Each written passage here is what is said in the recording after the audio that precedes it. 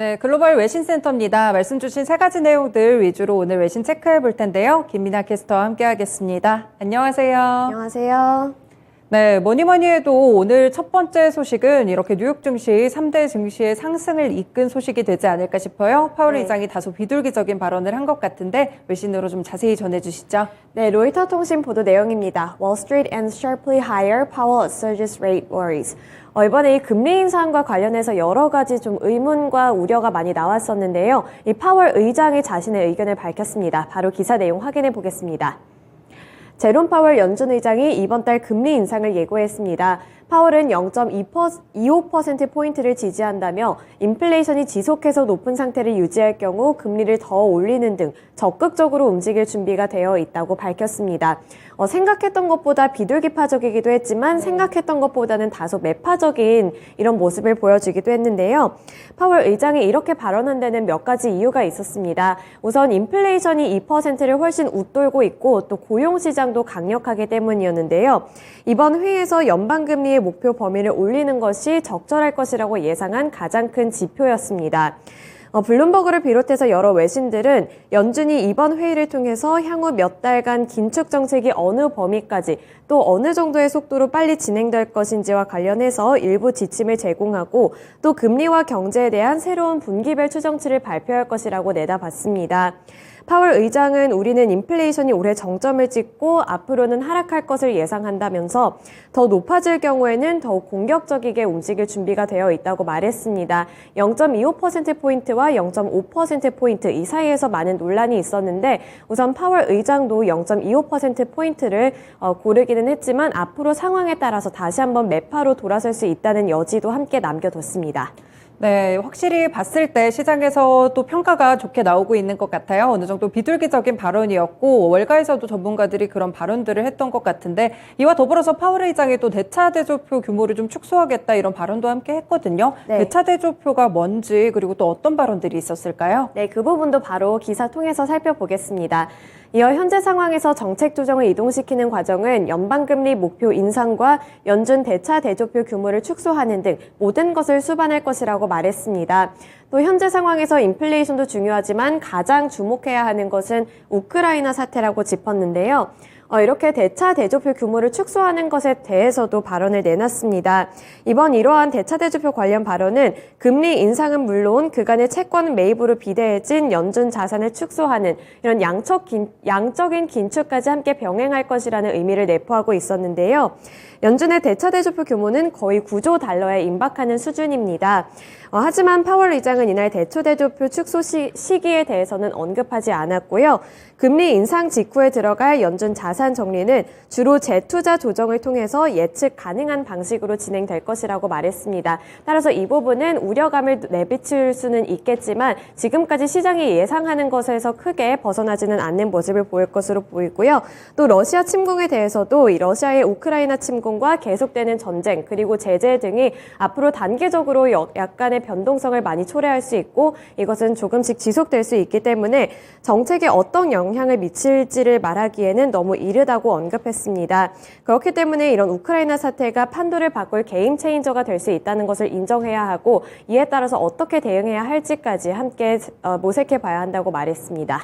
네, 파월 의장이 다소 비둘기적인 발언을 내놓기는 하지만 여전히 러시아와 우크라이나 사태를 주목하고도 있습니다. 이 부분에 따라서 또 연준의 입에 어떤 발언이 달라질지 이 부분도 관심이거든요. 여러 가지 뉴스들 체크해 보시면서 앞으로의 변화까지도 함께 흐름을 좀 보셔야겠습니다. 네, 두 번째 소식은 아무래도 국제유가가 되지 않을까 싶은데 국제유가가 이제는 100달러 수준을 넘어서 110달러 선에 확실히 좀 안착을 하고 있는 모습이에요. 외신에서는 어떻게 봤나요? 네, CNBC 보도 내용입니다. OPEC Plus agrees gradual output hike despite oil price rally, intensifying Russia supply fears. 이번에 국제 유가가 110달러를 돌파를 했는데 그럼에도 불구하고 오펙 플러스에서는 기존의 의견을 유지하는 모습을 보여줬습니다. 바로 기사 내용 확인해 보겠습니다. 오펙 플러스가 하루 40만 배럴의 원유를 증산하기로 합의했습니다. 이에 따라 국제 유가는 110달러 선을 돌파했습니다. 이 40만 배럴의 원유 증가는 시장에서 예상했던 것과 크게 다를 바 없는 정도입니다. 이렇게 100달러를 돌파하게 되고 110달러 그리고 예상치인 120달러까지도 치솟을 수 있다는 전망이 많이 나오고 있는데요. 러시아가 우크라이나 주요 도시에 대규모 병력을 또 투입을 했고 또 공격을 퍼붓게 되면서 유가가 상방 압력을 받고 있는 것으로 풀이가 되고 있습니다. 공급 부족 우려가 계속되는 상황에서도 이 오펙 플러스의 증산 규모는 소폭에 그쳤다는 평가가 많이 나오고 있고요. 시장에서는 미국을 비롯한 서방 국가들이 이런 러시아를 향한 제재 수위를 높이게 되면서 상품 거래 자체가 어려워질 수 있을 것이라는 우려감까지 함께 내비추고 있습니다. 미국은 이날 러시아 정유사들을 대상으로 수출 통제 등 여러 추가 제재를 공개하기도 했었는데요. 이에 따라서 이 유가가 받을 상방 압력은 앞으로도 좀 지속될 수 있을 것이라는 전망도 활발하게 나오고 있습니다.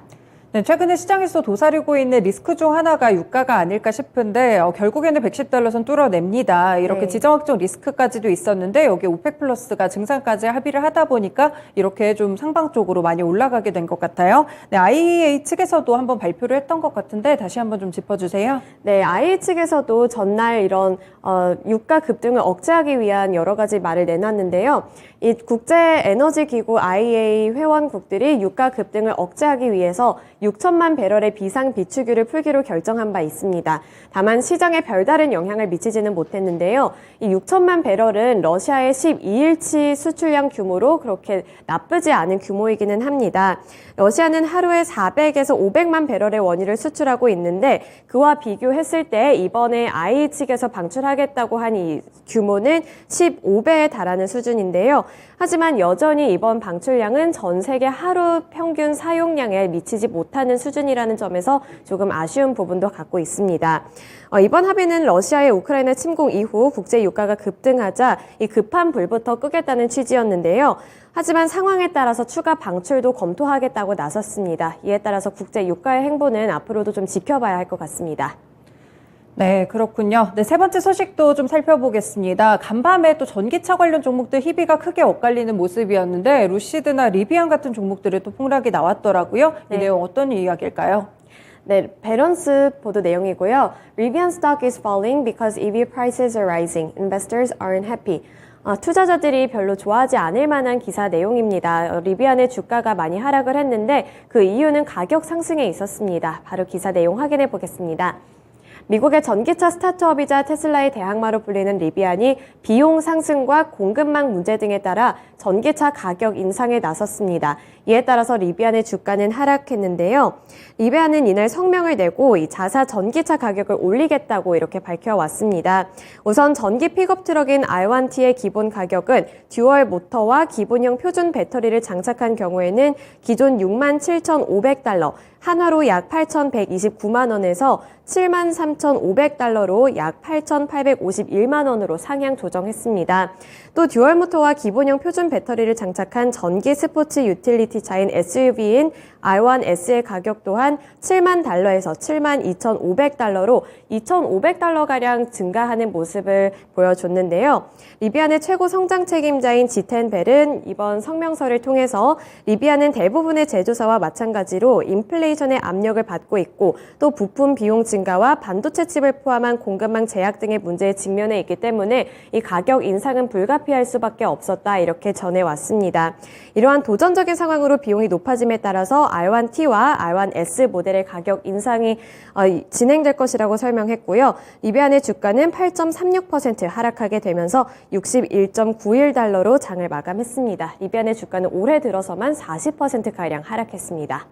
네, 통상적으로 가격 인상이라고 하면 오히려 수익성이 좀 개선될 것이다 이런 기대감으로 연결이 되기도 했었는데 오히려 인플레이션이라든지 최근 자동차 업계가 떠안고 있는 이 공급망 문제가 상당히 좀 리비안 주가에 크게 작용을 한 모습입니다. 네, 이와 더불어서 리비안 목표가 하향 조정 리포트도 나왔다고 하는데 이런 부분들이 전반적으로 좀 주가를 끌어내린 것 같아요. 네. 추가적인 소식들 확인해 보셔야겠습니다. 네, 김민아 캐스터와 함께했습니다. 고맙습니다. 네. 지금까지 글로벌 외신센터였습니다.